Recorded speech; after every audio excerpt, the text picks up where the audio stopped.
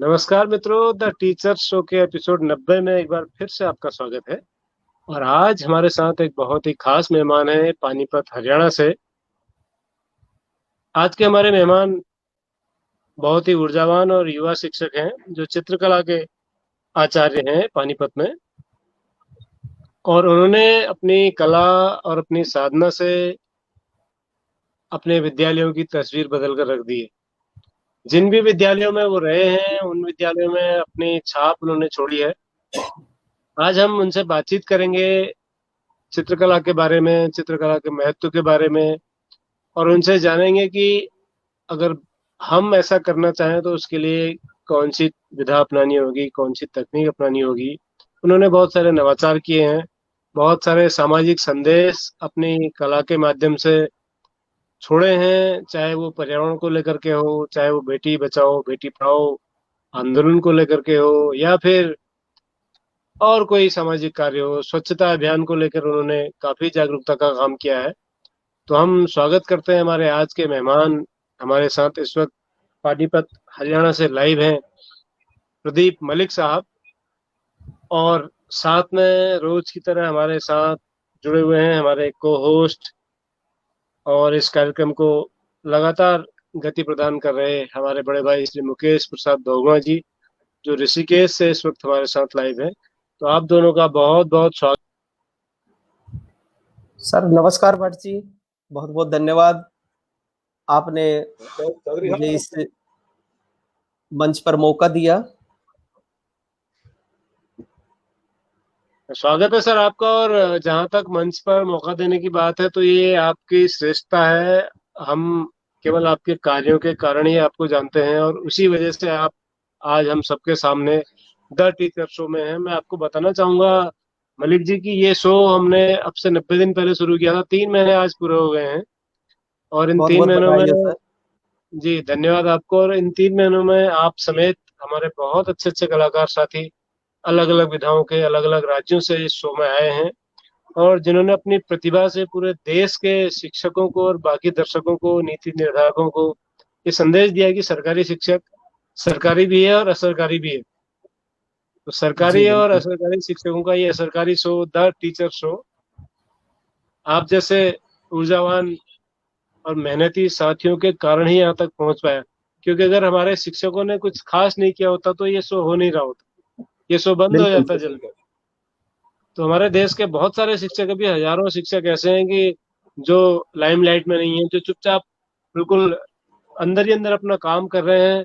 जैसे अंदर ही अंदर केंचुआ खाद बनाता है, दीमक लकड़ी को चाट जाती है, जी ऐसे बिल्कुल। अंदर ही अंदर हमारे शिक्षक खाद बना रहे हैं। और जो भ्रष्टाचार की दीमक है, जो बुराइयों की दीमक है, जो अज्ञान की दीमक है, उसको चाट जा रहे हैं। तो ऐसे शिक्षकों को हम सलाम करते हैं और उन सबको हम इस शो में आमंत्रित करते हैं। उन सबसे निवेदन है कि वो लगातार इस शो को देखें, इस शो को शेयर करें, इस शो में आएं और अपने साथियों को भी इस शो में प्रतिभा करने के लिए प्रेरित करें। क्योंकि ये आपका अपना शो है, ये एकमात्र शो है जो सरकारी शिक्षकों के द्वारा चलाया जाता है, सरकारी शिक्षकों के लिए है, और सरकारी शिक्षक ही इसमें प्रतिभा करते हैं। इसके संचालक मैं और मुकेश बहुगुणा, हम दोनों ही सरकारी शिक्षक हैं और आज तक आए सभी मेहमान हमारे सरकारी शिक्षक थे। किसी खास एपिसोड में हम भी शिक्षा से जुड़े किसी खास विद्वान को आमंत्रित करते हैं ताकि उनका नजरिया और उनका शिक्षा का जो अनुभव रहा है वो लोगों के सामने आ सके। तो आज आप हमारे साथ आए हैं सर, आपका बहुत बहुत स्वागत है। और मैं आपके बारे में जब रिसर्च कर रहा था, पढ़ रहा था आपके बारे में, तो मुझे बहुत अच्छा लगा कि आप बचपन से जो बनना चाहते थे आप वही बने। अपने हाँ सर बचपन के बारे में बिल्कुल। थोड़ा बताइए बच्चों को। जी, जब मैं 6th क्लास में था तो उस टाइम पे मैंने SM हिंदू स्कूल सोनीपत में प्रवेश लिया, जहाँ पे मेरे साथ मेरे बड़े भाई जो वर्तमान में HOD हैं mechanical department NC college of engineering Israna में, उनको मैंने अपना रोल मॉडल मानते हुए उनकी कॉपी करने का मैंने हमेशा प्रयास किया है। और एक वैकल्पिक विषय के तौर पर जहां तक मैं चित्रकला की बात करूं तो चित्रकला को 9th क्लास में एज ए जो विकल्प रहा है हमारा, चाहे वो फिजिकल एजुकेशन या एनिमल हस्बेंड्री के साथ करें, तो मैंने उन्हीं को कॉपी करते हुए, उन्हीं के पचिनों पर चलते हुए 9th क्लास में मैंने चित्रकला विषय को चुना। और उसके बाद SM हिंदू स्कूल में जब मैंने शिक्षा ग्रहण की, तदोपरांत +2 के बाद जब मुझे government college of art Israna से जाकर मैंने रोहतक में जब प्रवेश लिया, तो वहां से मुझे जो प्रेरणा मिली या जो मैं बनना चाहता था, जो मेरे बचपन में मैंने अपनी एज ए स्टूडेंट डायरी में हमेशा मेंशन किया कि आपके जीवन में आपका एम क्या है, तो वहां पे मैंने हमेशा लिखा था कि मैं एक टीचर बनना चाहता हूँ। अक्सर अगर मैं बात करूं सरकारी शिक्षा की, जैसा आपके शो के नाम से मैं बहुत अपने आप को गौरवान्वित महसूस कर रहा हूं कि आपने शिक्षा व संस्कृति का मेल करने का प्रयास किया है, और बड़ा ही सौभाग्यशाली मैं अपने आप को मानता हूं कि आज 90वें एपिसोड में मुझे आपने मौका दिया है सभी से रूबरू होने का। तो वो जो एक सपना था बचपन से कि मैं एक अध्यापक बनकर अपने राष्ट्र निर्माण में कैसे अपनी भागीदारी को सुनिश्चित करूं, और उसके लिए प्रेरणा बचपन से ही अगर मैं बात करूं तो मेरा पारिवारिक जो पृष्ठभूमि है वो अध्यापकों के साथ रहा है। मुझे कहते हुए बड़ा गर्व महसूस होता है कि मेरे पिताजी भी एक अध्यापक हैं और मेरी माताजी भी एक अध्यापक हैं, और पूरा परिवार ही शिक्षा को समर्पित रहा है। और उसी जो बचपन से मुझे माहौल मिला, उस माहौल के अनुरूप ही मैंने अपना जो लोग कहते कि पेशा नहीं है, अपितु मैं कहूंगा कि मेरे जुनून को पूरा करने के लिए मैं इस विभाग में आया हूं, और आज तक उसी दिशा में मैं निरंतर प्रयास कर रहा हूं। बहुत बढ़िया विचार है आपके। और आपसे मुझे लगता है कि जो नई पीढ़ी के लोग हैं जो शिक्षा को बड़े अलग नज़र से देखते हैं, सरकारी शिक्षकों को, वो जरूर प्रेरणा लेंगे और उनकी नज़र में सरकारी शिक्षा का सम्मान बढ़ेगा, सरकारी शिक्षकों का सम्मान बढ़ेगा। हमारे साथ आदरणीय गिरीश चंद्र जोशी जी हैं, सीसीआरटी के पूर्व निदेशक, दिल्ली से इस वक्त जुड़े हैं। आपका स्वागत है सर। नमस्कार। नमस्कार सर। प्रणाम सर। तो मलिक साहब, आपने जो कहानी बताई वो कुल मिला के है कि शिक्षा विभाग पर आपका कब्जा है, परिवार नहीं का? सर, शिक्षा विभाग के बड़ा सहयोग मेरे परिवार की तरफ से भी मुझे मिला है, और सच में तो बाकी मैं हमेशा जहां भी मुझे मौका मिलता है, जिस भी मंच पर अपने विचार साझा करने का, चाहे बच्चों को प्रार्थना सभा में बात मैं जब बताता हूँ, अमूमन आम जो धारणा रही है कि टीचर बनना नहीं चाहते। आप एक छात्र से जब बात करते हैं तो वो टीचर बनना नहीं चाहता, वो इंजीनियरिंग करना चाहता है, मेडिकल में जाना चाहता है, या अन्य किसी विषय को चुनना चाहता है। लेकिन जब मैं बच्चों से बात करता हूं तो यही बात एक हमेशा उनको समझाने का, उनको बताने का प्रयास करता हूं कि बेटा, जब आप मन से जो काम करना चाहते हैं, मन से आप जिस लाइन को चुनना चाहते हैं, वहां आप अपना सर्वस्व लगा दीजिए, निश्चित तौर पे आपको सफलता मिलेगी। बढ़िया बढ़िया, एकदम उम्दा विचार है सर आपके, बहुत अच्छा। तो आप अब तक कितने विद्यालयों में रहे सर कुल? सर मेरी शुरुआत सन 2000 में मैंने एसएम हिंदू स्कूल से ही, मात्र मेरे शिक्षा वर्ष जब मैंने वहां से +2 पास किया, और तदोपरांत 2 साल के तुरंत बाद वही मेरे प्राचार्य, वही मेरे गुरुजन वहां से मैंने अपने शिक्षण कार्यों की शुरुआत की। और मैं ये कहूं कि मुझे जो प्रेरणा मिली है, या जो मुझे काम करने का जज्बा, जोश और जुनून दिया है, वो मेरे एसएम हिंदू स्कूल की देन है। वहां पे मैंने लगभग 4.5 साल शिक्षण कार्य किया, और आपको ये बताते हुए मुझे बड़ा गर्व भी होता है कि बिल्कुल प्रथम वर्ष में ही जब मैं कला अध्यापक कार्य शुरू मैंने किया, तो मेरी ही हम उम्र के बच्चों को पढ़ाने का मौका मुझे मिला, क्योंकि मात्र 18.5 साल की आयु मेरी रही है, और 10वीं क्लास में अमूमन आप माने कि 15 से 16 साल के बच्चे वहां पे पढ़ने के लिए आते थे। कई बार तो अध्यापकों को पता भी नहीं चलता था कि ये टीचर है या बच्चा है। उनके साथ जब मैं मिलकर उनके साथ नीचे जमीन पर बैठकर जब काम करना था, तो उसकी अगर बात की जाए, कई बार तो उनमें इतना घुल मिल जाता था कि अध्यापकों को पता ही नहीं चलता था कि इस क्लास में अध्यापक भी है। उसके बाद एज ए गवर्नमेंट टीचर सन 2004 में जब मैंने राजकीय माध्यमिक विद्यालय बांध में प्रवेश, वहां पे अपना कार्यभार ग्रहण किया, तो वहां से मुझे लगा कि कहीं ना कहीं मेरे जो दिल में वो टीस थी कि सरकारी शिक्षा के प्रति या सरकारी अध्यापकों के प्रति जो एक नकारात्मक विचारधारा समाज में बनी हुई है, उस नकारात्मक विचारधारा को हम कैसे दूर कर पाए। सबसे पहला ये मेरा उद्देश्य रहा है, और प्रथम दिन से, जिस दिन मैंने कार्यभार ग्रहण किया, न केवल अपने विषय को, क्योंकि वो माध्यमिक विद्यालय था, वहां पर मैंने सामाजिक अध्ययन को भी बच्चों को पढ़ाया, और मैंने अगस्त में कार्यभार ग्रहण किया। जब अप्रैल में दाखिलों की बात आई, प्रवेश, नए बच्चों को दाखिला देने की बात आई, तो मैंने डोर टू डोर जाकर बच्चों को प्रेरित किया, उनके अभिभावकों को सरकारी शिक्षा के नजरिया बदलने के लिए उनको कहा, और एक बार उनको विद्यालय में आने का आमंत्रण दिया कि एक बार आप विद्यालय में आइए, आकर वहां पर देखिए कि हम बच्चों को कैसा पढ़ाते हैं। और बड़े सौभाग्य की बात है कि लगातार 16 वर्षों से जिस भी विद्यालय में मैं रहा हूँ, प्रत्येक वर्ष सरकारी विद्यालय की छात्र संख्या को बढ़ाना एक बड़ी चुनौती रही है। और मेरे प्रयासों से मैं हमेशा एक विश्वास समाज में जागृत करने का प्रयास किया कि हम सरकारी शिक्षक न केवल उस सरकारी ठप्पे के शिक्षक हैं, अपितु हमारे अंदर वो काबिलियत है, हम वो बच्चों को बना सकते हैं, हम बच्चों को वो पढ़ा सकते हैं, हम बच्चों को वो सिखा सकते हैं जिसकी कल्पना आप प्राइवेट स्कूलों से करते हैं।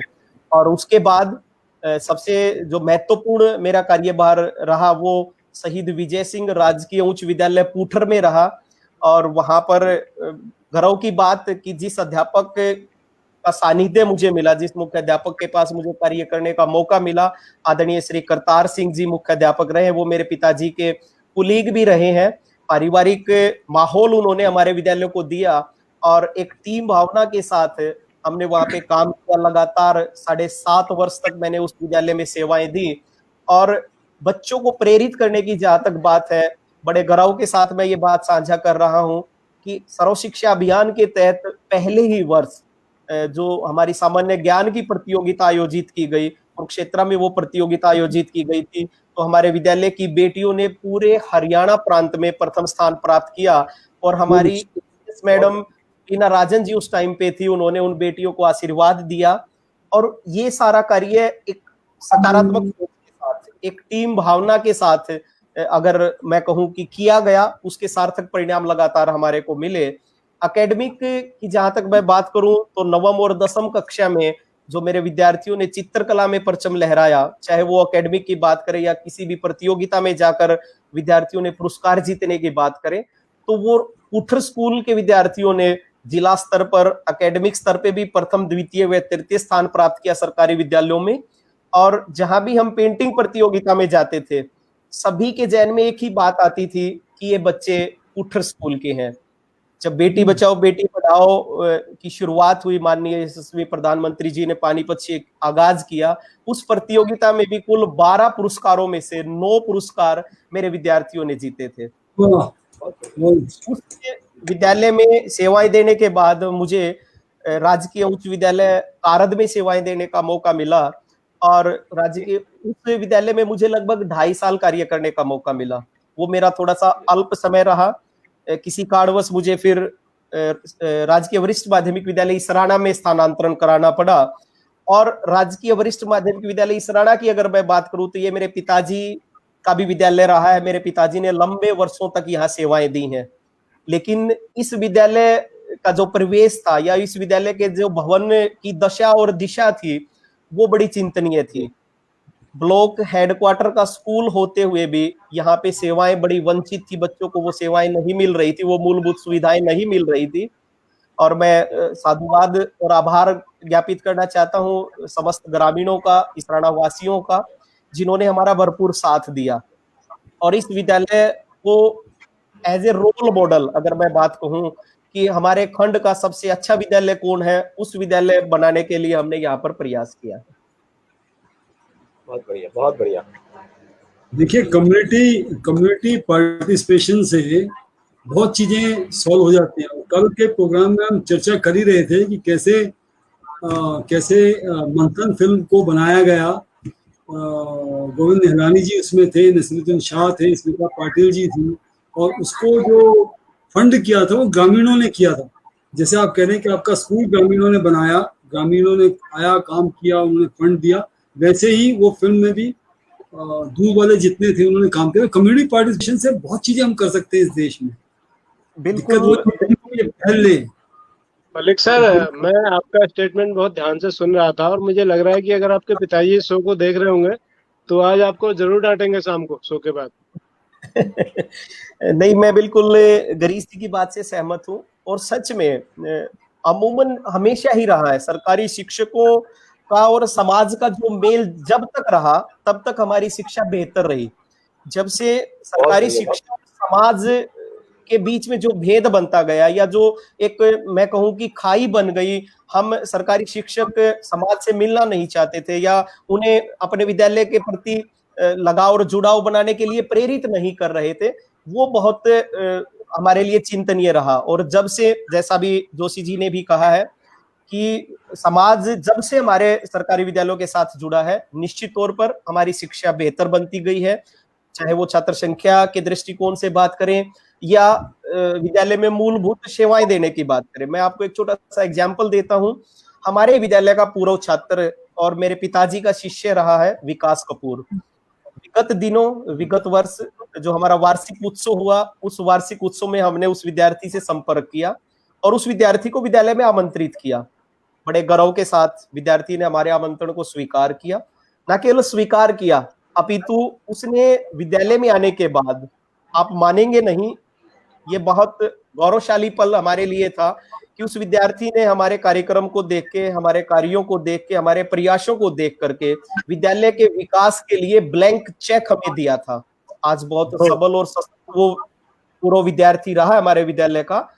लेकिन वो ये कहते हैं कि अगर देने वाला जब इतना विश्वास हमारे प्रति जागृत करता है, तो हमने केवल 72 रुपए की राशि, अपितु 51,000 रुपए की राशि हमने उस चेक में भरी थी, लेकिन 21,000 रुपए उसने और जबरदस्ती हमारे को दिया। और उसकी बदौलत ही मैं कहूं कि 21,000 रुपए की राशि से हमने विद्यालय में जो आप ये देख पा रहे हैं पेंटिंग्स, ये सब पेंटिंग उस 21,000 रुपए की शुरुआत थी, कि वो जो राशि हमें मिली उससे हमने ये शुरुआत की थी। तो बिल्कुल जोशी जी की बात से मैं पूर्णतः सहमत हूं कि समाज को जब हम स्कूल के साथ जोड़ते हैं, सरकारी शिक्षा के साथ जोड़ते हैं, तो निश्चित तौर पे सुधार की गुंजाइश ज्यादा रहती है। बढ़िया बढ़िया, बिल्कुल आप सही कह रहे हैं मलिक साहब। लेकिन जब आप 18 साल की उम्र में शिक्षक हो गए और कक्षाओं में जाते थे, तो बच्चे तो आपके साथ बहुत मजाक करते होंगे, उनको लगता होगा हमारे साथ में आएंगे। सच में सबसे पहले तो मैं आपको एक छोटा सा और एग्जाम्पल बताता हूँ। जब मैं 7वीं कक्षा का विद्यार्थी था, तो जब मेरे चित्रकला विषय के अध्यापक क्लास लेकर बाहर गए, आदरणीय देवेश बल जी हमारे कला अध्यापक होते थे, बड़े हेल्दी होते थे, थोड़े हाइट के कम थे, तो मैंने उनकी कॉपी करने का प्रयास किया था। और वो इतने बाहर गए भी नहीं थे, उन्होंने खिड़की से मुझे देख लिया और वो वापिस आए। उन्होंने आकर मुझे बोला कि प्रदीप खड़ा हो दोबारा से, मैं मॉनिटर भी था क्लास का, कि जो काम तूने अभी किया था वो अब मुझे करके दिखा। मैंने उनकी तरह पढ़ाने का प्रयास किया था 7वीं कक्षा में। तो मुझे एक बार तो डर लगा कि कहीं पे सर मुझे गुस्सा ना कर दें, लेकिन सर ने मुझे सच में पीठ थपथपाई और कहा कि बेटा बहुत अच्छी बात है, आप करके दिखाइए। तो मैंने सर के सामने वो एज ए कला अध्यापक वो रोल अदा किया, मैंने बच्चों को पढ़ाने का प्रयास किया और उन्होंने मुझे शाबाशी देते हुए ये कहा था कि एक दिन ड्राइंग टीचर बनेगा। और अब सौभाग्य की बात देखिए कि वो मेरे जिला पानीपत में ही कार्यरत है। हम दोनों एक ही जिला में कार्य कर रहे हैं, बहुत सारी प्रतियोगिताओं में हमारा मिलन होता है, मार्गदर्शन हमारा उनसे मुझे मिलता है, उनका सानिध्य मुझे प्राप्त होता है। तो वो पता नहीं संयोग कहें कि 7वीं कक्षा में मुझे ये आशीर्वाद मिला था कि आपको चित्रकला का अध्यापक बनना है। संयोग बिल्कुल, बहुत अच्छा, बहुत अच्छा। ये बड़ी अच्छी बात है मलिक साहब। लेकिन बच्चे आपको, जब तक आप 25, 26, 28 के नहीं हो गए होंगे, तब तक काफी आपको अपना दोस्त समझते होंगे, तो मजाक करते होंगे। सर मैं आज भी सच कहूं तो बच्चों के साथ बहुत लगाव और जुड़ाव रखता हूं, बहुत फ्रेंडली उनसे बात करता हूं। जो बच्चा अपनी बात अपने पेरेंट्स को भी ना बताता, वो बच्चा मुझे अपनी सारी बात बताता है। और मैं अगर हिंदू स्कूल की बात करूं, 18, 18.5 साल की आयु में जब मैं वहां पे लगा, तो मुझे वहां हॉस्टल में भी रहने का मौका मिला था, एज ए वार्डन मुझे काम करने का मौका मिला था। तो बच्चों के साथ इतना घुल मिल मैं स्वयं ही जाता था कि ताकि वो अपने आप में ये ना माने कि जो एक अध्यापक और बच्चे के बीच की गरिमा हमेशा बनाए रखा, लेकिन जो भय हमेशा रहता था कि ऐसा टीचर है या फलाना टीचर है, वो भय मैंने कभी पनपने नहीं दिया बच्चों के अंदर। चाहे वो मेरे चित्रकला विषय के प्रति आप बच्चों की रुचि कह सकते हैं या मेरे व्यवहार के कारण है, मैंने बच्चों को कभी भय के माहौल में पढ़ने के लिए विवश नहीं किया। गोविंद जी कुछ कह रहे हैं? मैं पूछ रहा था, ये आपने पीछे जो रेल का डब्बा का चित्र लगा रखा है, और जी जानकारी में ये इनके स्कूल में ये कैसे है क्या है, थोड़ा इसके बारे में बताएंगे जरा। हाँ हाँ, सर। ये सवाल मैं भी आपसे यही पूछने वाला था मलिक साहब कि ये जो आपने रेल वाला मामला है, जी एक तो पहले ये बताइए कि ये आपके दिमाग में कहाँ से कॉन्सेप्ट आया। मैं इसको फुल स्क्रीन दिखाता हूँ, तब तक आप बताएं कि आपने कहाँ से सोचा। जी सर, एक्चुअली में क्या था कि हमारी एक वर्कशॉप लगी है रोहतक में, और रोहतक में उस वर्कशॉप में हमारे ये थी कि आप विजुअल आर्ट के टीचर हैं, आपकी कला आपके विद्यालय में अंदर आते ही दिखनी चाहिए। वो बात मैंने उसको आत्मसात किया, और जहां तक मैं इस शिक्षा शताब्दी या शैक्षणिक रेल जो हमने बनाई है, जो पूर्ण शिक्षा की जो हमारी गतिविधियां हैं, या जो सह पाठ्यक्रम हमारी गतिविधियां हम करते हैं, या हमारी सहायक जो सामग्री है, उसको समर्पित ये हमारी शैक्षणिक रेल है। इसका आइडिया वास्तव में मुझे फेसबुक से ही मिला था। बिहार के किसी विद्यालय में केवल एक रेल का डिब्बा बना करके उस भवन को सजाया गया था, अच्छा बनाया गया था।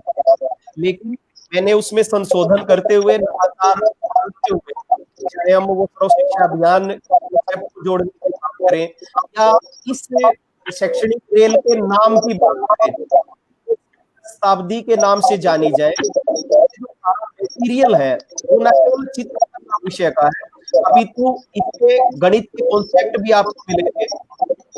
मलिक साहब त्रिभुज, इको आ रही है, कहीं इको आ रही है, इको आ रही है कहीं। आपने स्पीकर ऑन तो नहीं कर रखा है? आपकी आवाज की इको बहुत हो रही है।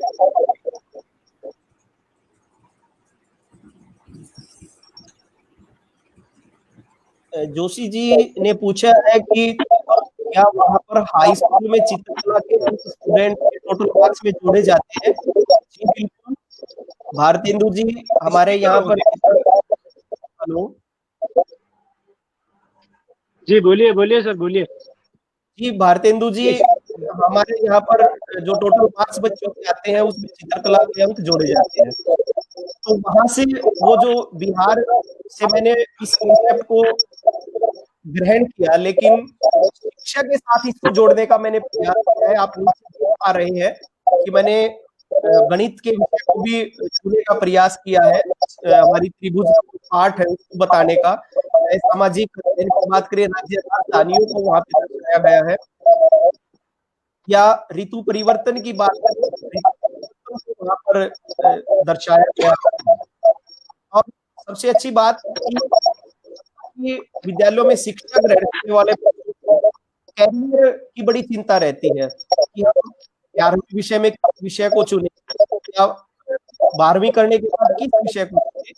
हमने इस ट्रेन के अंतिम जो डब्बा है, उसमें हमने कैरियर ट्री नाम से वो कैरियर के प्रति जागरूक करने का, कैरियर का विकल्प देने का प्रयास किया है।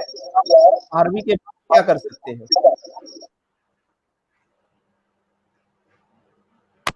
जी बढ़िया बढ़िया सर, बहुत बढ़िया।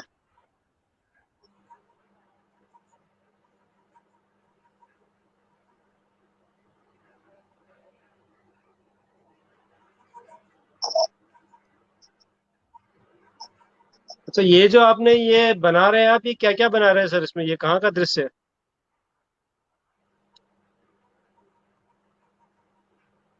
मलिक साहब, आप सुन पा रहे हैं? हेलो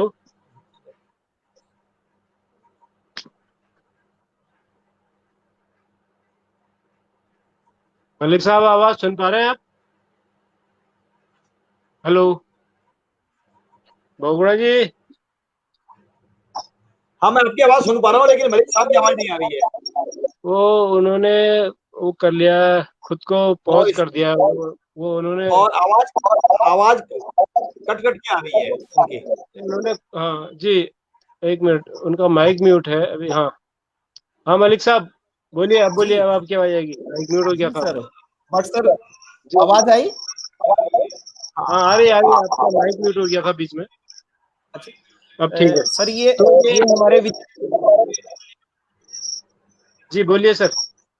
सर ये हमारे विद्यालय में शौचालय है, माननीय एडीसी महोदय एक वीडियो में शौचालय को सुंदर बनाने या स्वच्छता का संदेश देने के लिए हमारे को प्रेरित किया था। तो इसमें मैंने नवाचार डालते हुए ये 2 हमारे शौचालय है, उन दोनों शौचालयों को स्वच्छता परिवहन, एक स्वच्छता की बस के माध्यम से, इस पे हमने स्लोगन लिखे हैं कि किस प्रकार से हम स्वच्छता को अपनाकर न केवल स्वस्थ रह सकते हैं अपितु दूसरों को भी कैसे प्रेरित कर सकते हैं। तो हमने ये स्वच्छता बस बनाई हुई है। अच्छा आइडिया है, बहुत बढ़िया आइडिया है। बहुत बढ़िया सर, बहुत बढ़िया। तो आपने सर ये जो इसमें तो काफी खर्चा आया होगा, इतना पेंट और बाकी सब चीजें, तो ये संसाधन कहाँ से इकट्ठा किए?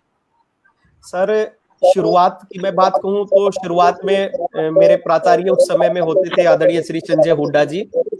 उन्होंने कहा था कि प्रदीप को शुरुआत कर, कहीं ना कहीं से हम अरेंज करेंगे पैसा। तो शुरुआत में मैं लगभग 4800-4900 का मैं पेंट लेकर आया था। तो वहां से हमने वर्लिंग पेंटिंग से शुरुआत की थी। वर्लिंग पेंटिंग जब हमने बनाई और वो मटेरियल हमारा खत्म हुआ तो मैंने प्राचार्य सर को बोला कि सामान और चाहिए मुझे। तो धीरे धीरे वो सामान बढ़ता गया और अमाउंट बढ़ती चली गई। अमाउंट बढ़ने के बाद विद्यालय के पास इतना पैसा नहीं था। तो जिस पूर्व छात्र की मैंने बात अभी आपके समक्ष रखी थी, वो पूर्व छात्र विकास कपूर ने जो मुझे 21,000 रुपए का सहयोग दिया, वो इसमें बहुत सहायक रहा था। उसके बाद शैक्षणिक रेल जब हमारी बनती है, शिक्षा शताब्दी हमारी जब बनती है, तो विभाग के आला अधिकारियों के संज्ञान में हमारी जो चित्रकला है, जो ये हमारा प्रयास उनके संज्ञान में शामिल हो जाता। वहां से मुझे निदेशालय की तरफ से आला ग्रांट हमारे विद्यालयों में मिलती है, बिल्डिंग एज लर्निंग एसेस के नाम से। तो वहां से मुझे 3 लाख रुपए को ग्रांट मिली, जिसमें मैंने पूरे विद्यालय को, आज हमारे विद्यालय में कोई भी ऐसी दीवार नहीं है जिस पर हमारी शिक्षाप्रद पेंटिंग ना हो। तो वो अमाउंट वहां से मिलने के बाद, ग्रांट मिलने के बाद, हमने पूरा प्रयास किया कि बच्चों को हम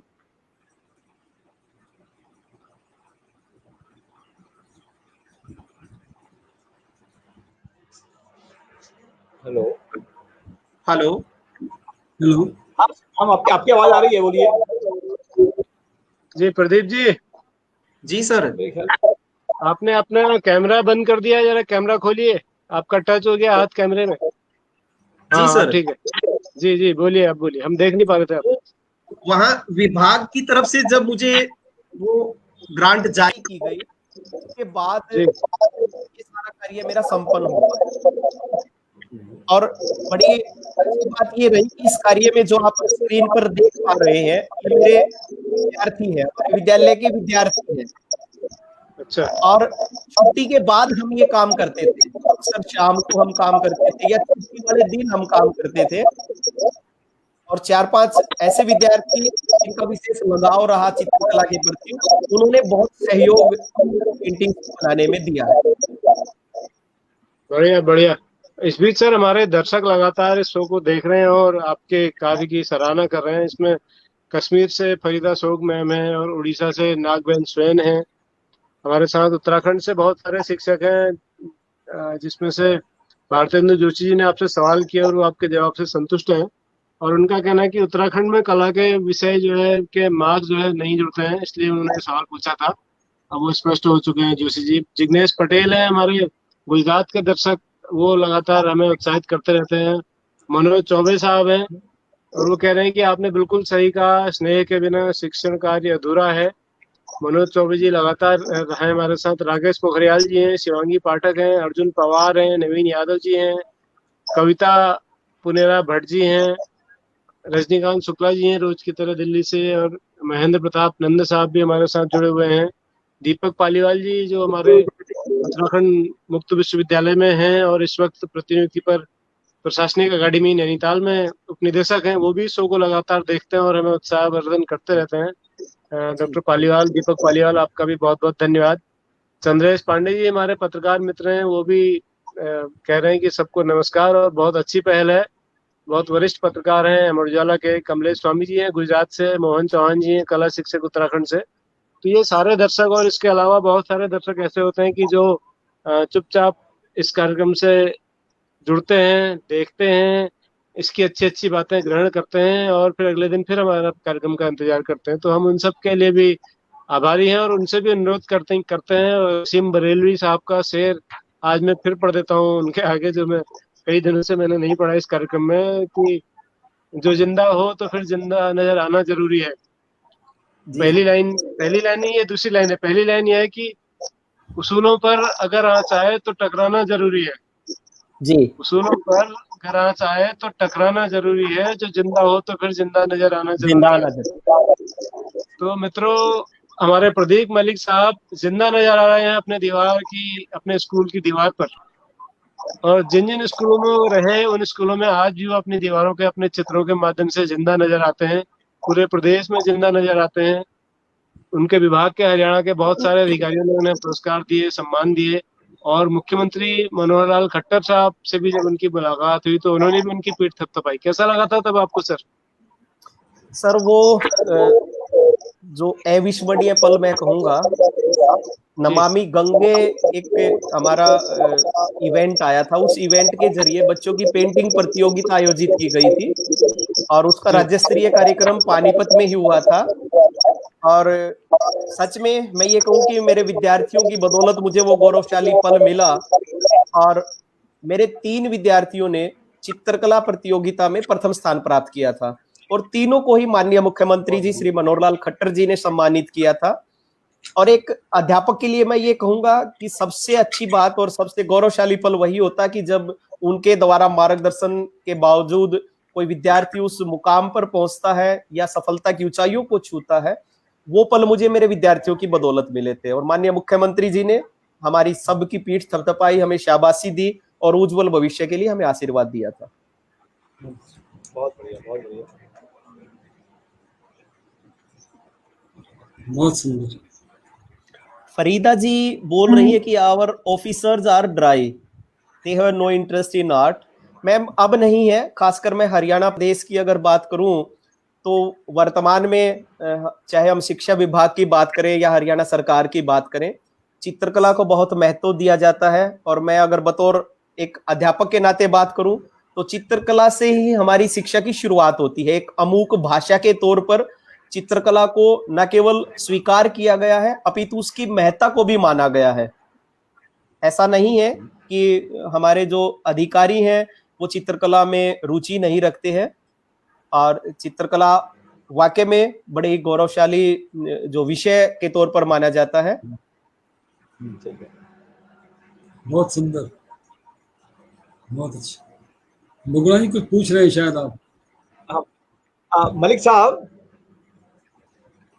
जी सर,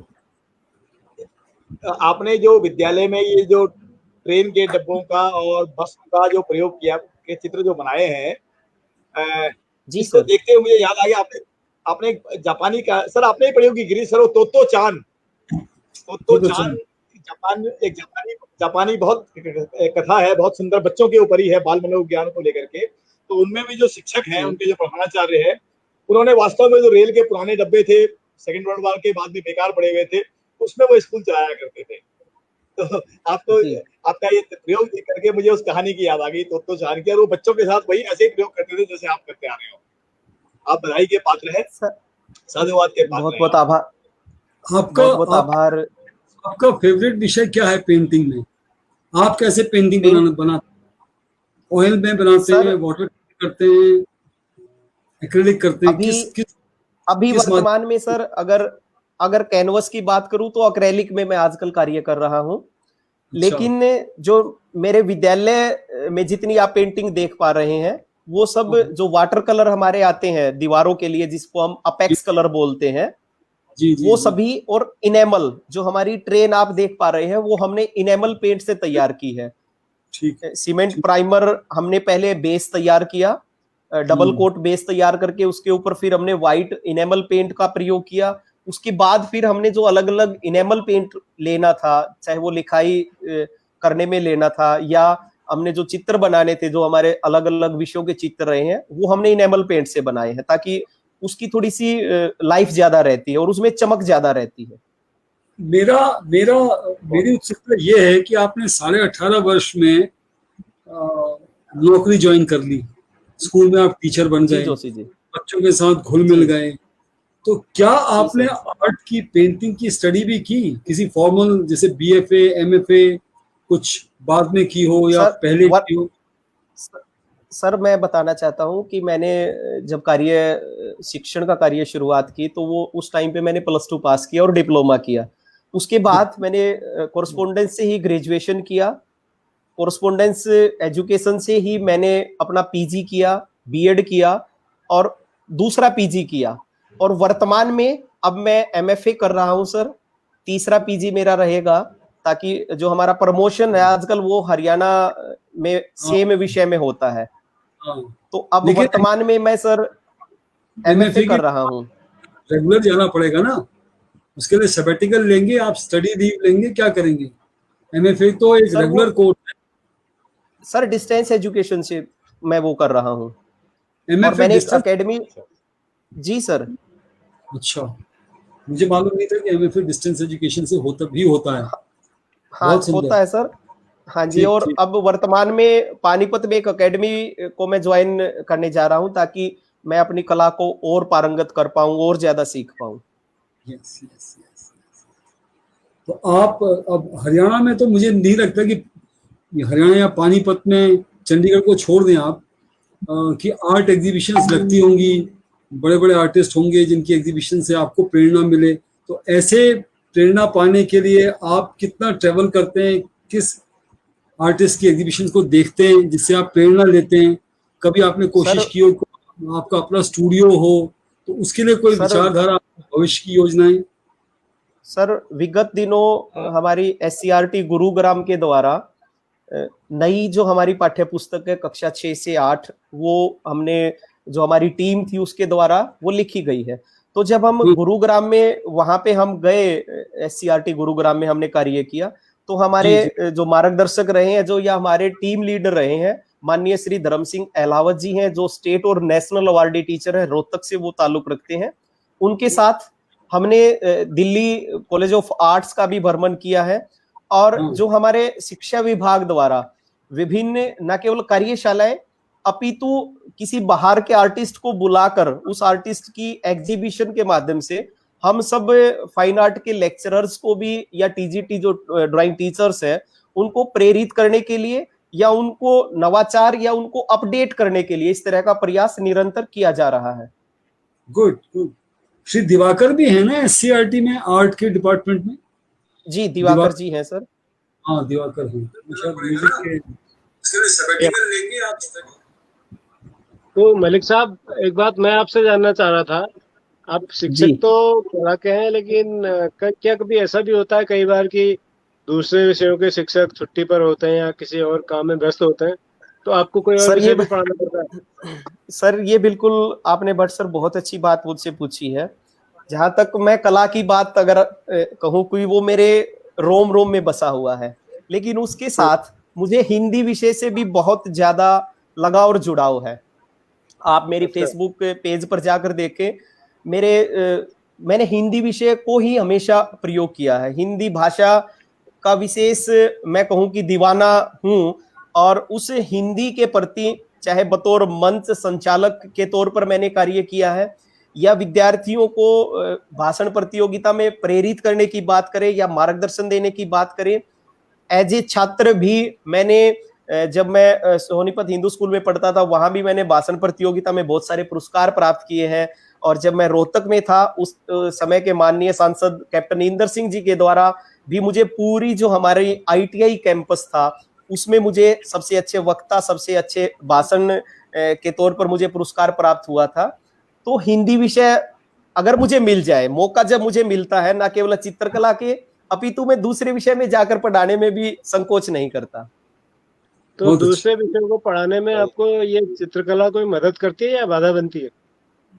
नहीं सर, मदद करती है। मैं बच्चों को, जब उस विषय में कोई चित्र आता है, तो उस चित्र के माध्यम से कितना जल्दी बहुत जल्दी बच्चा आकर्षित होता है। अब मैं जहां तक ट्रेन की बात करूं, उस ट्रेन में मैंने अभी आपको बताया कि उसमें चित्रकला को मैंने संकलित नहीं किया। चित्रकला के माध्यम से अन्य विषयों में बच्चे, हमारे ग्रामीण अंचल के बच्चे मैथमेटिक्स से बहुत डरते हैं, गणित विषय उनको बड़ा ये लगता है कि बहुत हार्ड है। लेकिन मैंने बहुत सारा मटेरियल बच्चों, आते जाते बच्चे जिसको देख पाए, जिससे जल्दी सीख पाए, मैंने गणित विषय को भी चुना, मैंने विज्ञान विषय को भी चुनने का प्रयास किया है। बढ़िया बढ़िया, बहुत बढ़िया सर। हमारी एक दर्शक है और इस शो में आई भी हैं, खुद बहुत अच्छी कलाकार हैं, दीक्षा जोशी जी। वो लिख रही हैं कि आपका स्कूल देखने मैम आना आपका पड़ेगा। स्वागत है। बिल्कुल बहुत मैम, बहुत स्वागत अच्छा। है आपका, आप आइए। दीक्षा मैम हमारे शुरू के एपिसोड्स में आई थी, और अगर आप उनका एपिसोड देखना चाहें तो हमारे यूट्यूब चैनल पर देख सकते हैं। और बाकी दर्शक भी जो इस शो को देख रहे हैं, उन सबसे भी अनुरोध है, जो नए जुड़े हैं वो पुराने एपिसोड भी जरूर देखें जब मौका मिले। आजकल कोरोना काल है, तो इधर उधर की चीजों के बजाय आप टीचर शो के एपिसोड देखिए तो आपको बहुत सर कुछ सीखने को मिलेगा। आपने, जी बिल्कुल बिल्कुल, बट सर आपने मेरे पास जो लिंक भेजा या जो एपिसोड भेजा था, मैंने वो पूरा एपिसोड देखा। और सच में जिस दिन आपका पहले दिन मेरे पास फोन आया था, तो उस दिन मुझे बड़ा गर्व की अनुभूति भी हुई थी कि इस प्रकार के राष्ट्रीय मंच पर अपने जो प्रयास हैं उन सबको साझा करने का मौका आपने मुझे दिया है। जो आपने द टीचर्स शो के नीचे शिक्षा संस्कृति का संगम जो कहा है, वो संगम बहुत, हालांकि एक छोटा सा शब्द है, लेकिन वाकई में हमारी संस्कृति और शिक्षा को बेजोड़ तरीके से जोड़ने का जो प्रयास आपके द्वारा किया जा रहा है, आप विशेष बधाई के पात्र हैं। और इस शो को निरंतर गति प्रदान जिस प्रकार से आपने की है तल्लीनता के साथ, उसके लिए मैं आपको साधुवाद भी देता हूं, आपकी टीम को भी साधुवाद देता हूं कि आपने सरकारी शिक्षा की बेहतरी के लिए ये प्रयास किया है। जी, इसमें पूरा एक बहुत बड़ी टीम है सर, और हरियाणा में हमको, हमारी टीम को पूरा मदद कर रहे हैं डॉक्टर प्रद्युम्न भल्ला जी, जो खुद भी शो में आए थे। बहुत अच्छे कवि हैं, जी साहित्यकार हैं। जी, तो उनसे भले उनसे जी, मेरी मुलाकात एडवेंचर कैंप में हुई थी सर। हमारा वाह, मनाली में एडवेंचर कैंप लगा था, तो वहां पर प्रद्युम्न भल्ला जी से मेरी मुलाकात होती है। और ये हाँ, कहते हैं ना कि एक कलाकार दूसरे कलाकार को बहुत जल्दी चिन्हित कर लेता है, बहुत जल्दी ढूंढ लेता है, क्योंकि जी कला जी का जी रूप बहुत व्यापक है। चाहे हम वो चित्रकला की बात करें, काव्य पाठ की बात करें, कविता पाठन की बात करें, वो जी उन्होंने मेरे अंदर वो सभी चीजें देखी, महसूस की। और बस में साथ आए, साथ गए, वो मित्रवत व्यवहार अपने आप में, वाकई में कला जो है वो किसी भी व्यक्ति को नकारात्मकता से बहुत ज्यादा दूर करती है। ये मैंने बहुत बढ़िया। प्रद्युम्न भल्ला जी के साथ बहुत करीब से महसूस किया। बहुत जी। अच्छा। तो आपने कविता की बात कही, तो हमारी एक दर्शक है कविता पुनेरा भट्ट, वो एक सवाल पूछ रही हैं। कविता मैम कह रही हैं कि सर, हिंदी को कला के माध्यम से रोचक, कैसे रोचक बनाकर पढ़ाया जा सकता है, कुछ सुझाव दें। कविता जी, मैं आपको बता दूं कि हिंदी विषय में विगत दिनों हमने पेंटिंग के माध्यम से, कार्टून्स के माध्यम से हमने व्याकरण को भी पढ़ाने का प्रयास किया है। हमने विशेषण जो हमारा कॉन्सेप्ट रहा है उसको बताने का प्रयास किया है, या सर्वनाम को बताने का प्रयास किया है। वो सारी चीजें जब हम सहायक सामग्री साथ लेकर, क्योंकि छोटा बच्चा अगर अप टू 8th क्लास तक मैं बात कहूँ या प्राइमरी लेवल की बात कहूँ, तो वो चित्रकला के साथ जल्दी जुड़ जाता है। तो हम उसमें कोई ऐसी शेप बना सकते हैं, उसको हम कार्टून के माध्यम से अलग अलग, या हम कोई ट्री के माध्यम से एक पेड़ बनाया, पेड़ बना करके उसमें हम सर्वनाम के भेद को बता दें, तो बच्चों को जल्दी सीखने का मौका मिलता है और वो रोचक भी रहता है। जी जी, आपने बहुत अच्छा उदाहरण दिया, और आपने खुद भी एक पेड़ ऐसा बनाया है, जो हालांकि मैं जी अभी दिखा नहीं पा रहा हूँ, लेकिन मैंने फेसबुक में डाला है वो फोटो, आज के आपके जो पोस्ट है उसके साथ। आपने जो एक वो जी सर। करियर काउंसलिंग का एक पेड़ बनाया है अपने विद्यालय में, तो हाँ वो जी उसमें आपने क्या क्या बनाया है सर, थोड़ा बता दीजिए उसको भी। सर, उसमें हमने 10th क्लास से शुरुआत की कि बच्चा मुख्य जो रहा है कि 10वीं कक्षा से पास होने के बाद जब 11वीं में प्रवेश लेता है, तो उसके सामने विकल्प आ जाती हैं 3, कि वो बच्चा कला संकाय में जाना चाहता है, वाणिज्य में जाना चाहता है, या विज्ञान में जाना चाहता है। उन तीनों को हमने दर्शाया कि, और हमेशा मैं बच्चों को जब काउंसलिंग करते हैं तो उस समय पे भी ये बात कहता हूं कि बेटा, कभी भी किसी दूसरे बच्चे को देख करके या अपने अभिभावक के दबाव में आकर के आप अपने विषय का चयन ना करें। और सच कहूं तो मुझे ये स्वतंत्रता बचपन से ही मिली थी कि आप, क्योंकि अध्यापक मेरे पिताजी रहे हैं, अध्यापिका मेरी माता जी रही हैं, उन्होंने हमें स्वतंत्रता दी कि किस विषय में आप जाना चाहते हैं। तो उस कैरियर ट्री के माध्यम से चाहे 10वीं कक्षा के बाद विषय चुनने की बात है या 12वीं में जाने के बाद आप प्रोफेशनल कोर्स करना चाहते हैं या एकेडमिक में जाना चाहते हैं या टेक्निकल में जाना चाहते हैं, वो सारी चीजें संकलित करने का प्रयास किया है। चाहे एमबीए को हमने वहां दर्शाया है, एमटेक बीटेक को वहां पे दर्शाया है, या हमने एमबीबीएस को वहां पे दर्शाया है, या बैंकिंग में अगर आप जाना चाहते हैं तो वहां वो सारी चीजें अप टू पीएचडी लेवल तक उस कैरियर ट्री के माध्यम से हमने वो बच्चों को बताने का और बच्चों को प्रेरित करने का प्रयास किया है। बहुत बढ़िया सर, बहुत शानदार आपने प्रयास किया है। वो मैं तो उस चीज को देख रहा था और वो वाकई बच्चों को समझने में बहुत आसान रहता होगा कि वो करियर को चुनते वक्त कैसे अपने चीजों को ध्यान में रख के करियर को चुने। तो आपने जो रेल बनाई है सर, ये बना तो दी आपने, लेकिन कभी रेलवे वालों ने भी उसका संज्ञान लिया, आपको शाबाशी दी, आपकी पीठ थपथपाई, कुछ चिट्ठी उट्ठी लिखी आपको रेलवे वालों ने? नहीं सर, नहीं सर, रेलवे की तरफ से ऐसा कुछ नहीं किया गया है।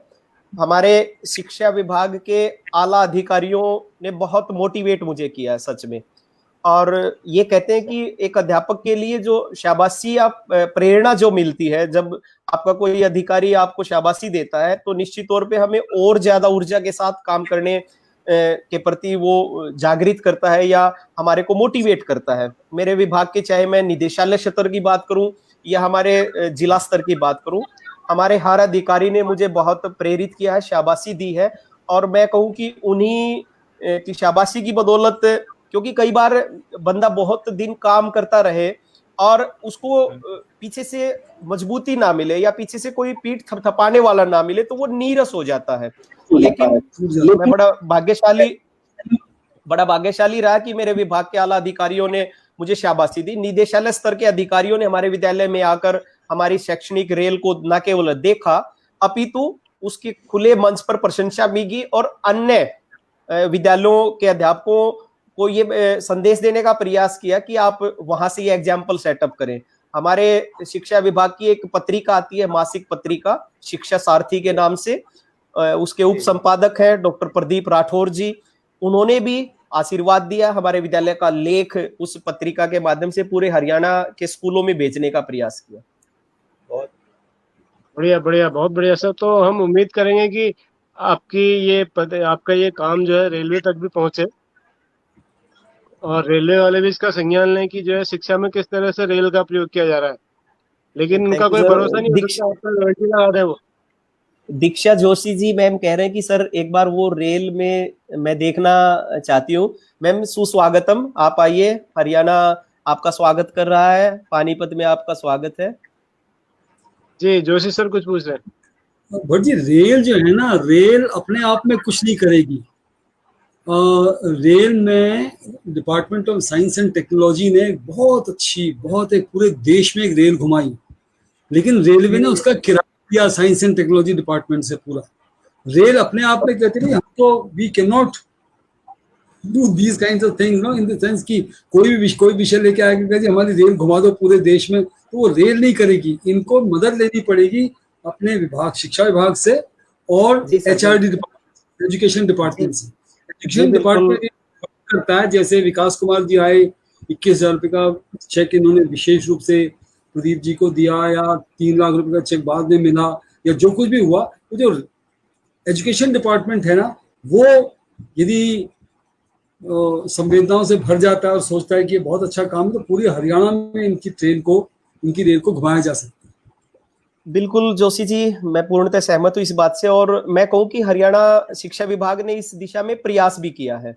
जो मैंने बाला ग्रांट के माध्यम से आपको बताया कि 3 लाख रुपए की जो हमारे को ग्रांट मिली है, वो न केवल हमारे विद्यालय को अपितु हरियाणा के अनेकों विद्यालयों को ये ग्रांट मिली है, जिसके माध्यम से बच्चों को चित्रात्मक शैली से किस प्रकार से अच्छी शिक्षा दी जाए, वो प्रयास विभाग द्वारा किया गया है। और विशेष साधुवाद करना चाहता हूं मैं हमारे पूर्व एसीएस माननीय श्री पी.के. दास जी का।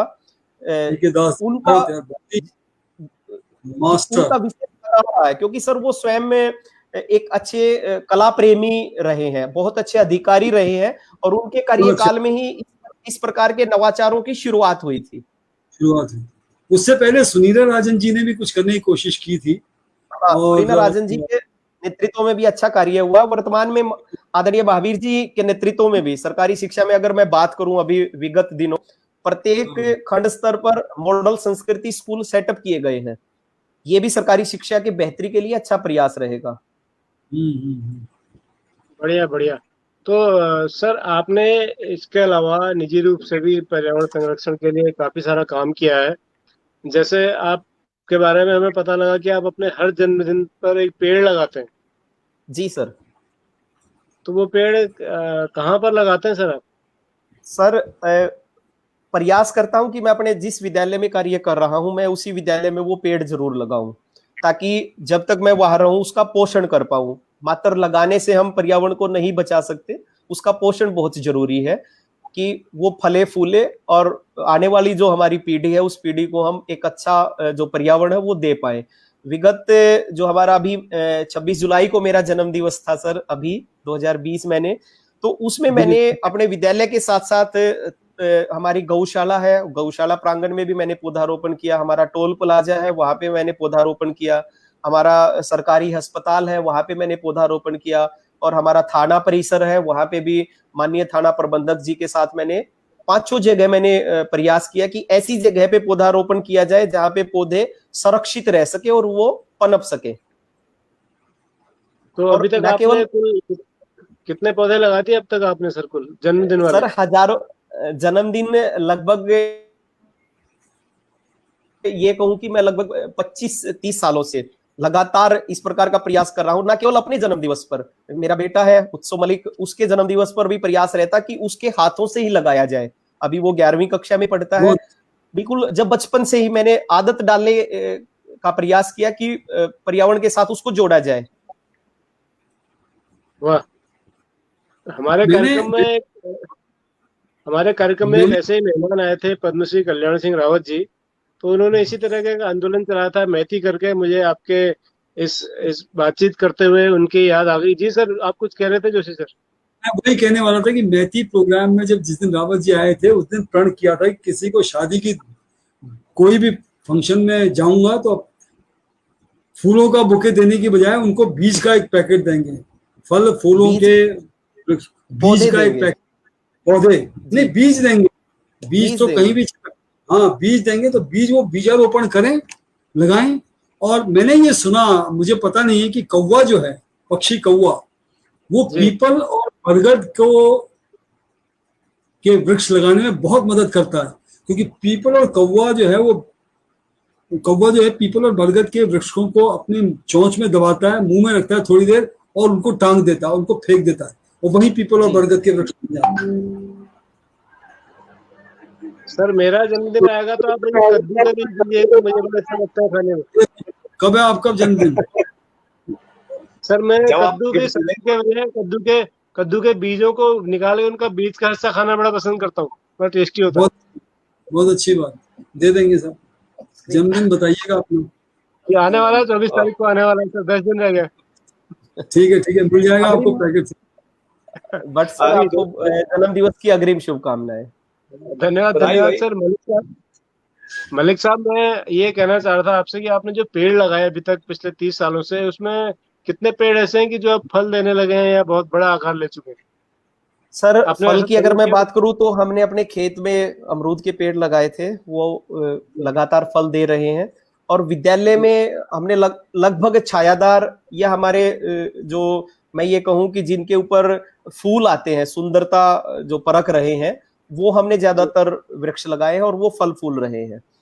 राजकीय उच्च विद्यालय ऊठर के प्रांगण की अगर मैं बात करूं तो 7 एकड़ में वो प्रांगण है सर।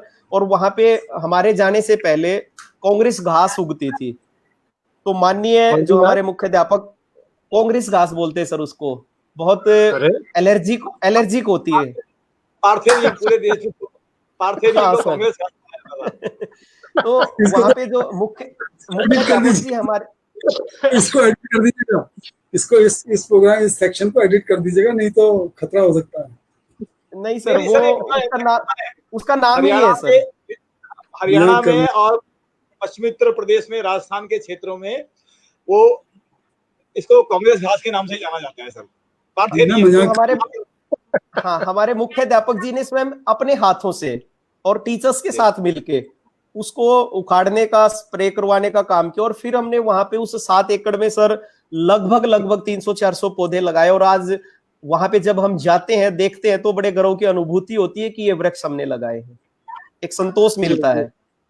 वाह, बढ़िया सर, क्या बढ़िया। ये आज एक नई जानकारी मिली, घास का नाम हमें पता नहीं था कि ऐसा भी कोई नाम होता है, तो ये बहुत सर कमाल की बात है। उत्तराखंड में नहीं है ना। नहीं, हमारे यहाँ भी होती है, लेकिन यहाँ कांग्रेस सुदेश घास नहीं बोलते, जून हरियाणा जी में ना। है जी सर, मैंने भी ये देखी है नाम वो रेल। बहुत बहुत ये, आभार ये सुदेश जून नाम जी दिया का। था, ये नाम दिया था देवीलाल जी ने अपने चुनाव प्रचार में। देवीलाल जी ने इसको कांग्रेस घास बोला था। हाँ, उसी दिन से ये दे, दे, प्रचलित है सर, देवीलाल इसी नाम से जानी जा। हाँ, देवीलाल जी ने इसको फेमस किया था अपने चुनाव प्रचार में, इसको कांग्रेस घास कहते थे। बढ़िया बढ़िया। तो मलिक साहब, ये जो पेड़ थे आपके, ये बड़े हुए, आपने बेटे को भी आदत डाली, ये बहुत अच्छी बात है। क्या आपने अपने स्कूल के बच्चों को, जिन बच्चों को आप पढ़ाते हैं, उनको भी प्रेरित किया कि वो भी सर अपने जन्मदिन पर विश करें? वही वही बात मैं अभी आपसे साझा करना चाह रहा था कि हम हर वर्ष जो हमारा वर्षा ऋतु का जो सीजन होता है, बच्चों को ना केवल पेड़ लगाने के प्रति हम प्रेरित करते हैं, अपितु बच्चों को बच्चों के नाम से ही एक एक पेड़ अलॉट कर दिया जाता है। और वो बच्चे उसको अपने नाम से, उसके साथ उनका अटैचमेंट बढ़ता है और उसका पालन पोषण करते हैं। और लगातार हमने जिस भी विद्यालय में रहे हैं, बच्चों के साथ मिलकर हमने पेड़ लगाए हैं और बच्चों से उसकी देखभाल भी लगातार बच्चे करते हैं हमारे साथ मिलकर। और उसके साथ बड़ा लगाव वो फील करते हैं और पट्टी लगाते हैं सर अपने नाम की। बड़ी अच्छी बात ये रही कि वो चित्रकला में पारंगत है, अपने पेड़ के आगे अपने नाम की पट्टी रखते हैं। बढ़िया बढ़िया। तो सर, ये एक बात मैं आपसे और जानना चाह रहा था कि आपने हरियाणा में जो कला विषय की पाठ्य पुस्तकें बनी, उनको तैयार करने में बड़ा महत्वपूर्ण योगदान दिया। जी तो सर। कैसे सर, कला का पाठ्यक्रम निर्धारित करने में तो बहुत दिक्कत आती होगी, कैसे आपने निर्धारित किया कि क्या होना चाहिए और क्या नहीं होना चाहिए? सर सर हमारी टीम ने बहुत प्रयास किया और लगभग मैं कहूं कि बहुत संघर्ष के बाद और बहुत समय के बाद, मेरे पिताजी के समय की अगर मैं बात करूं, उस समय से ही वो एक पुरानी चित्रकला की पाठ्य पुस्तक रही है जो बच्चों में नीरसता लगातार कर रही थी।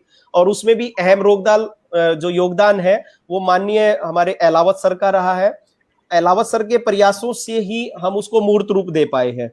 और सबसे अच्छी बात ये रही कि इस नई पाठ्य पुस्तक में हमने अपने प्रदेश की सभ्यता व संस्कृति को भी संकलित किया है, ताकि आने वाली पीढ़ी को अपने प्रदेश की संस्कृति से रूबरू होने का मौका मिल पाए।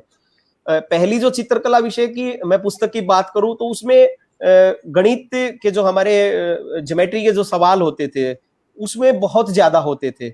हमने इस नई पाठ्य पुस्तक में अपने प्रदेश की सभ्यता, संस्कृति, क्रियात्मक कार्यों, नवाचार और बच्चों को किस प्रकार से नवाचार के प्रति या बच्चों को क्रिएटिविटी के माध्यम से कैसे उनके अंदर कला के प्रति लगाव पैदा किया जाए, वो सब चीजें हमने इसमें संकलित करने का प्रयास किया और इसमें शामिल किया है। जी बहुत बढ़िया सर। अब मैं हमारी हमारी हरियाणा जी सर। आपको एनसीईआरटी के अंदर जो department of education in arts and aesthetics है, उन्होंने पूरे देश के लिए सिलेबस बनाया और एससीईआरटी गुड़गांव के साथ काम किया, जिसमें डॉक्टर पवन सुधीर जी हैं या डॉक्टर ज्योत्सना तिवारी जी हैं, शर्वरी जी हैं। ज्योत्सना तिवारी जी मैडम जी का मार्गदर्शन और लगातार सानिध्य हमें पाठ्य पुस्तक बनाने में मिला है। और वो हमारी 2-3 वर्कशॉप में आई है, उन्होंने हमें मार्गदर्शन दिया है, उनका नेतृत्व भी हमें प्राप्त हुआ है। हाँ, उनका अहम योगदान इस पाठ्य पुस्तक को बनाने में हमें मिला भी है। नहीं, जो आप भट्ट जी एक बार बात कर रहे थे ना कि एनसीईआरटी ने जो गाइडलाइंस बनाई हैं उसमें 30% हेरफेर का या कहिए उसमें संवर्धन का जो एक मार्जिन रहता है वो स्टेट गवर्नमेंट के पास रहता है। तो स्टेट गवर्नमेंट ने जैसे कई टीचर जो हरियाणा के अच्छे चित्रकार हैं, अच्छे कला शिक्षक हैं, उन्होंने उस पुस्तक में योगदान दिया होगा। नहीं तो एनसीईआरटी पूरे नेशनल लेवल पे एक सिलेबस बनाया और किताबें बनाई, उसके बाद ये अपना अपना चेंज कर सकते हैं उसमें। राजेंद्र प्रसाद उपाध्याय जी कह रहे हैं सर कि ये कांग्रेस घास है, कांग्रेस घास। कांग्रेस घास ये श्रुति समता कच कारण उच्चारण के कारण जो है ये कांग्रेस से कांग्रेस हो गई है। जैसे खेसरी दाल को केसरी दाल कह देते हैं, कह रहे हो।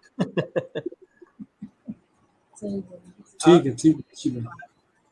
जी बबुड़ा जी। राजेंद्र उपाध्याय जी को बता दूं कि सन 64-65 के जमाने में जब अमेरिका से गेहूं आयात किया गया था, तो ये माना जाता है कि अमेरिकन जब गेहूं आया था उसके साथ में ये बीज आए थे।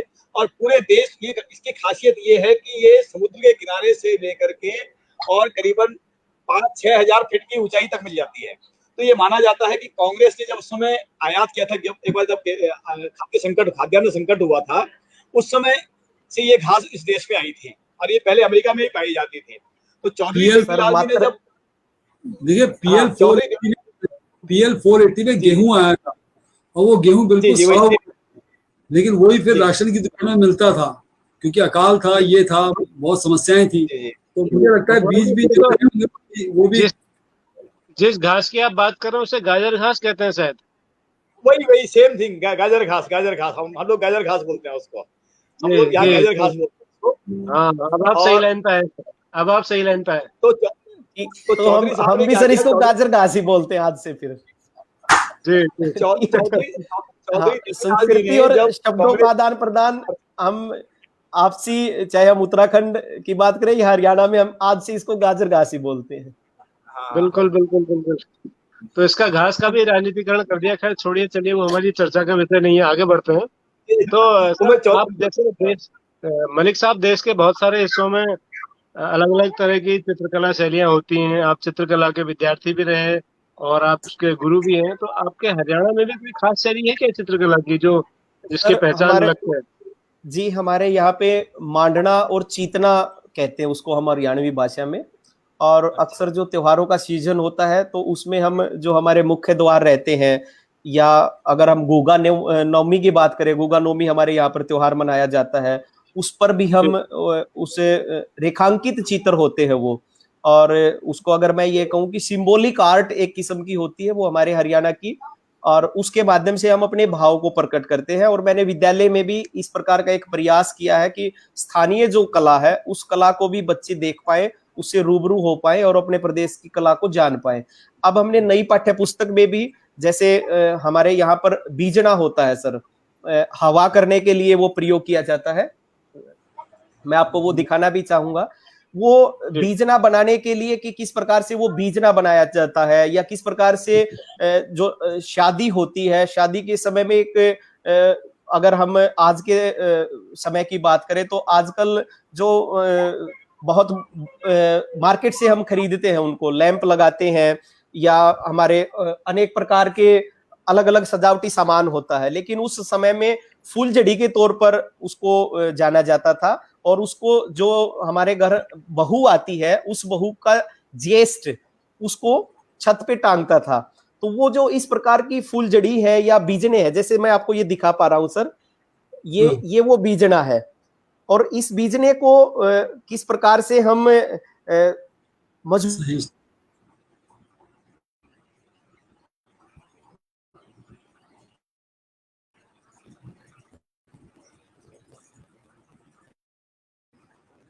उसकी चारों तरफ सराई करके उसको मजबूती प्रदान करते हैं शायद।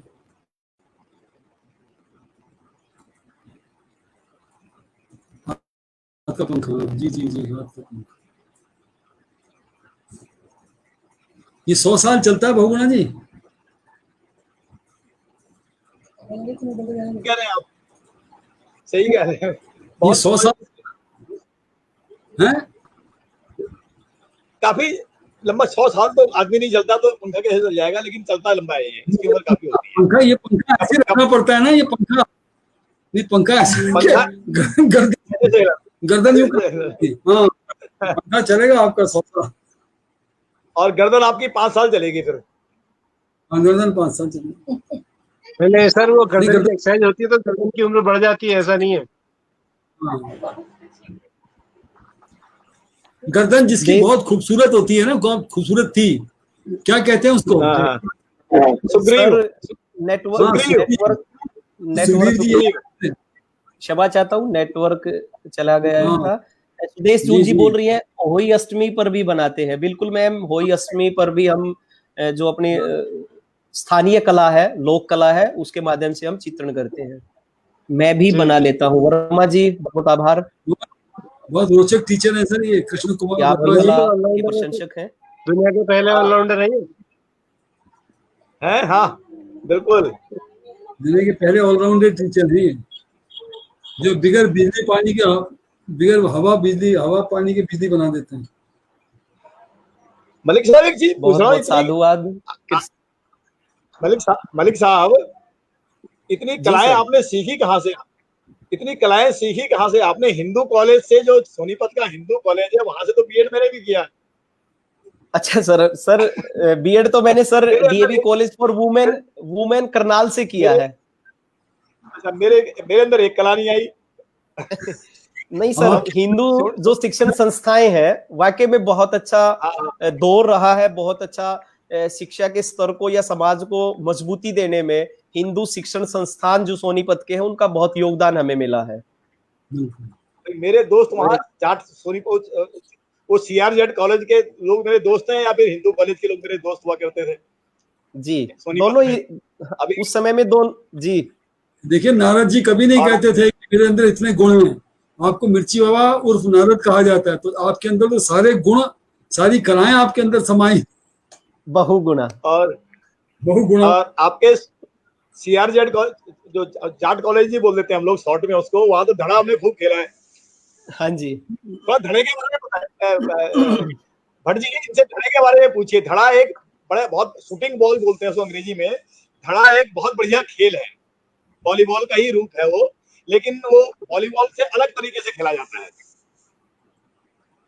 तो सर आप ही ये शुभ काम आप ही कर लीजिए पूछने का, आप ही, मैं तो जानता ही नहीं उसके बारे में कुछ। भाई मलिक साहब, थोड़ा धड़ा तो जी आपने सर। खेला ही होगा, तो थोड़ा कौन धड़े सा के सर? बारे में लोगों को बताएं, ये अलग तरह से। धड़ा धड़ा shooting ball. Shooting ball sir क्या होता है, हमारे यहाँ पर ग्रामीण अंचल में ये शूटिंग बॉल खेला जाता है। स्मैशिंग जो है वो जी, जी। राष्ट्रीय स्तर और अंतरराष्ट्रीय स्तर का खेल है, और शूटिंग जो है वो जी, जी। बहुत हार्ड होती है, और मैं ये कहूं कि उसको खेलने के लिए बहुत मजबूत हाथ चाहिए। यहाँ पर हाथ के अरे टूट ऊपर जाता आटन बोलते हैं हम, एक निशान हो जाता था, एक हाँ, गांठ बन जाती थी, और उसको सबके बस की जी, बात जी, नहीं है खेलना। और अगर जाट जी। कॉलेज की बात करें, हिंदू कॉलेज की बात करें, क्योंकि लोकल बच्चे वहां पर आते थे, तो वहां पर वो हाँ, उसी हाँ। के साथ खेले थे। बड़ी हार्ड होती जी, है जी, सर, जी। बहुत बहुत दर्द होता है। अच्छे से अगर उसमें शॉट लगाया जाता है तो बहुत ज्यादा पेन होता है। चलिए और बढ़िया सर, बहुत उसमें बढ़िया। ये खेलने में नया खेल बहुगुणा जी ने नया खेल बताया। इस तरह के खेलों के विशेषज्ञ हैं बहुगुणा जी, जो छुपे दबे दबे कुचले खेल हैं। अरे मोहन बढ़िया, एक चीज चौहान बताऊं और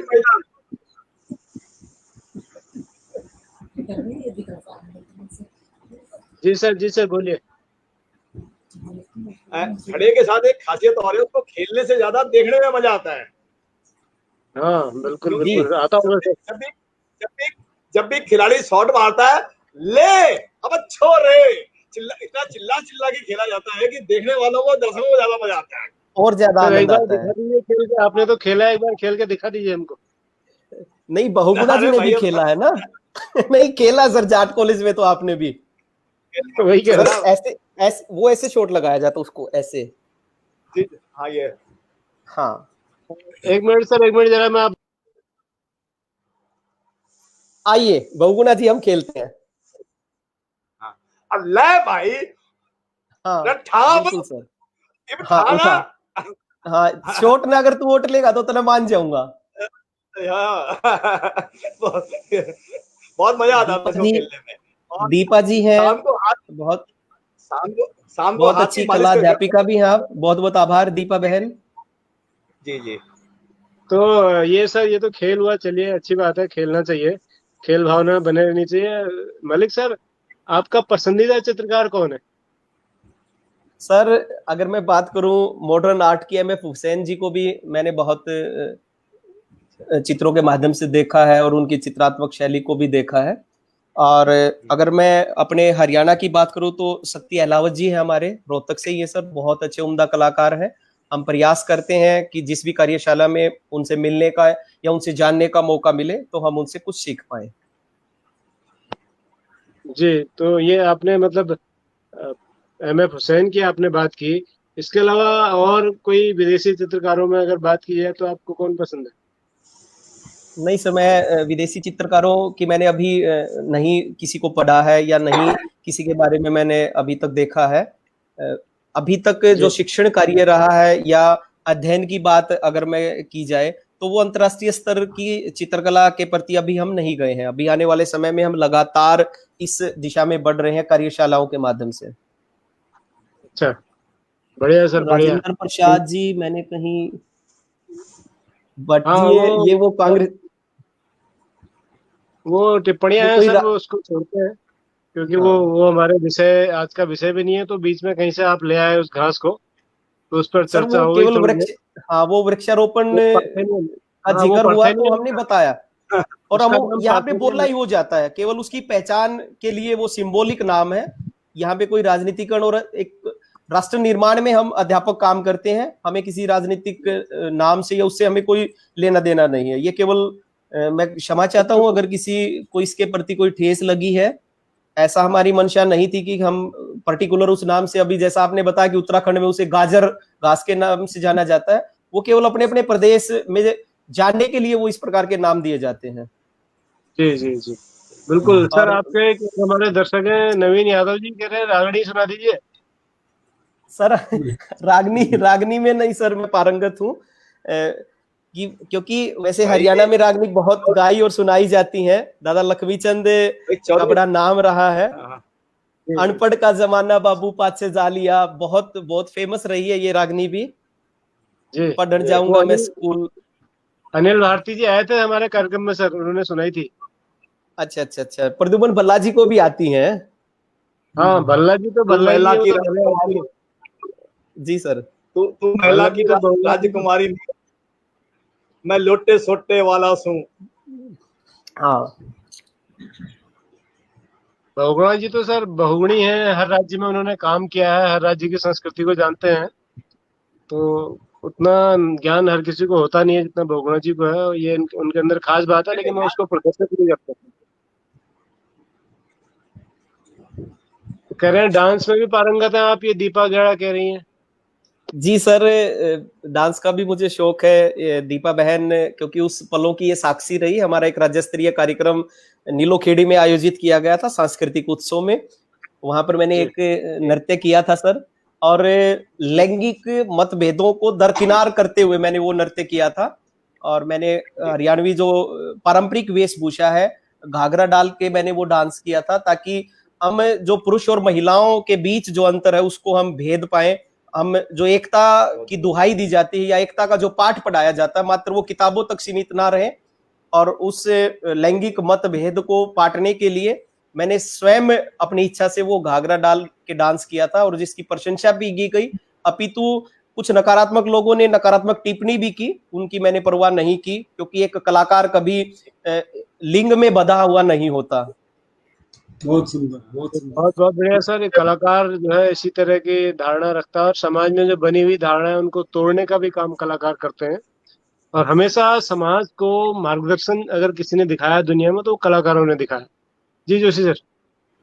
प्रदीप जी, कला मेलों में आपके स्टूडेंट्स की क्या प्रतिभागिता रहती है, क्या रिजल्ट रहे अभी तक उसमें? सर चित्रकला प्रतियोगिताओं में मेरे विद्यार्थियों ने न केवल जिला स्तर पर, जो एनसीईआरटी कला मेला करती है ना सर, उसमें बच्चे अब वार्षिक कला मेले में अभी तक हमारे विद्यार्थी नहीं पहुंच पाए हैं। हमारा एक दिव्यांग विद्यार्थी है कुमार अनस सर, उसके बारे में अभी तक हमें विदित नहीं हुआ, वहां पे जाने का मौका हमारे को नहीं मिला है। मे भी हो सकता है कम्युनिकेशन गैप रहा हो, वहां तक हमें जाने का मौका ना मिला हो। लेकिन विगत दिनों एक राज्य स्तरीय पेंटिंग प्रतियोगिता दिव्यांग विद्यार्थियों की हुई थी, और उसमें हमारे विद्यालय का एक छात्र है कुमार अनस, जो 10वीं कक्षा भी पढ़ता है, उसने राज्य स्तर में प्रथम स्थान प्राप्त किया था। और बहुत निकट भविष्य में सर, मैं अपने विद्यार्थियों के द्वारा बनाई गई पेंटिंग्स की बहुत जल्द एक प्रदर्शनी लगाने का प्रयास करूंगा, ताकि उन बच्चों को मोटिवेशन मिल सके।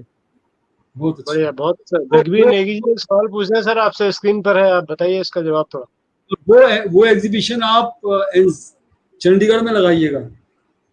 सर प्रयास करेंगे, पहले मैं जिला स्तर पे लगाने का प्रयास करता हूँ, उसके बाद चंडीगढ़ भी आएंगे।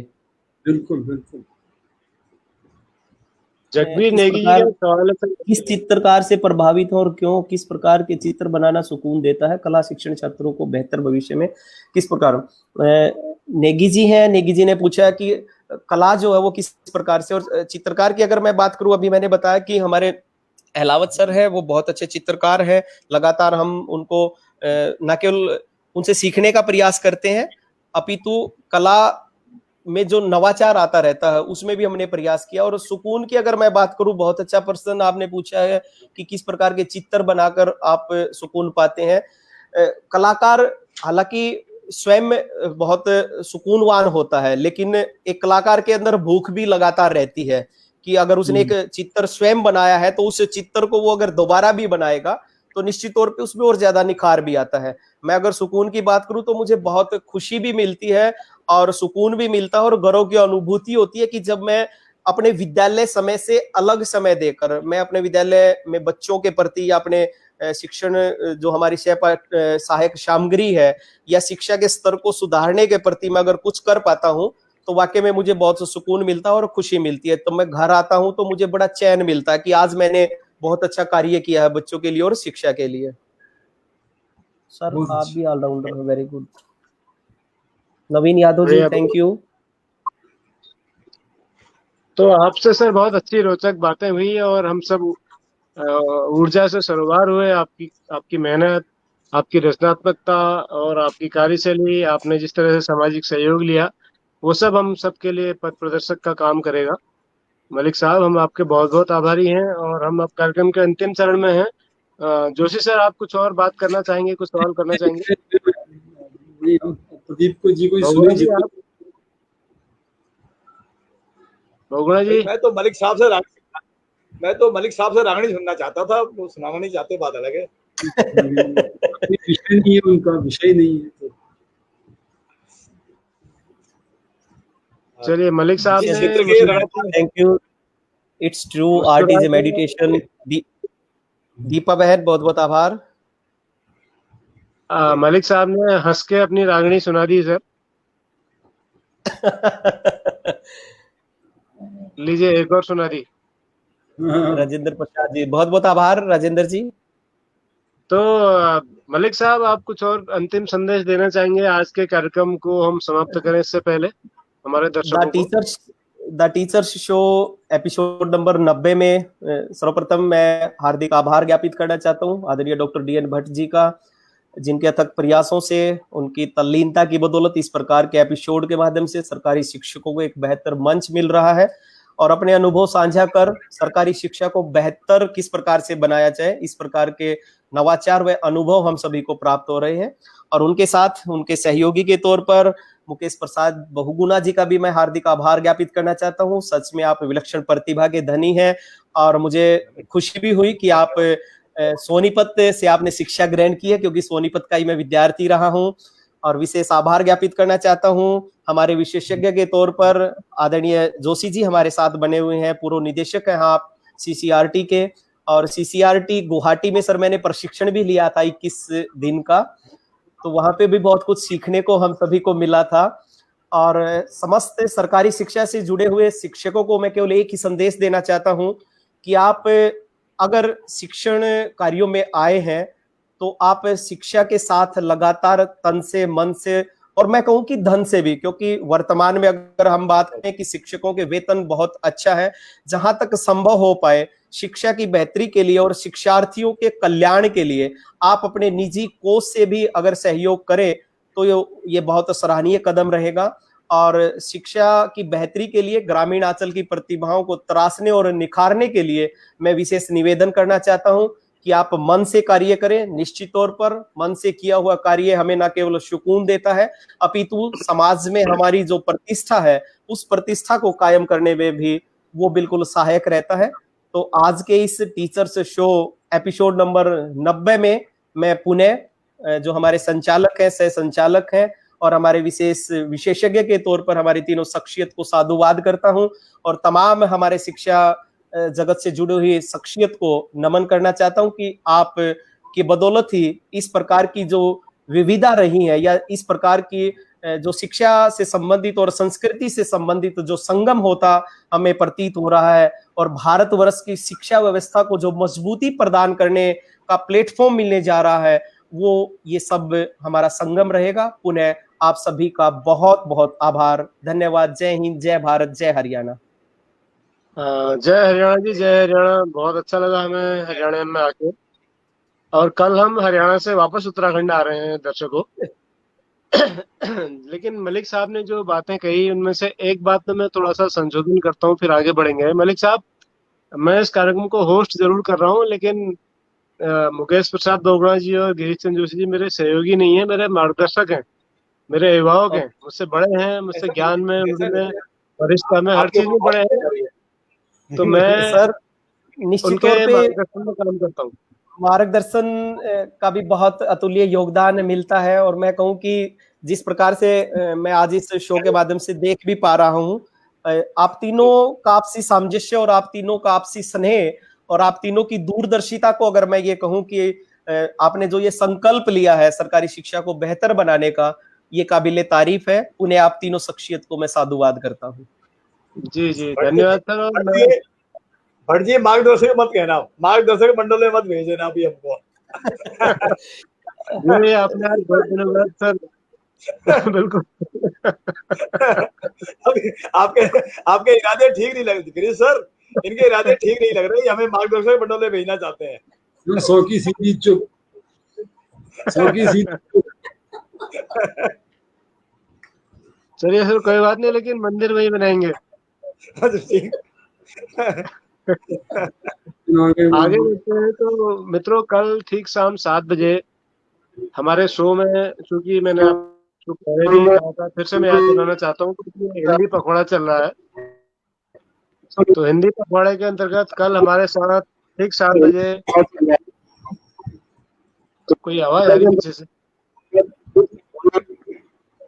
हेलो, कोई हाँ, बोल ठीक है, आपकी आवाज नहीं। हाँ, नहीं, पीछे से कोई आवाज आ रही थी तो तब मैं रुक गया।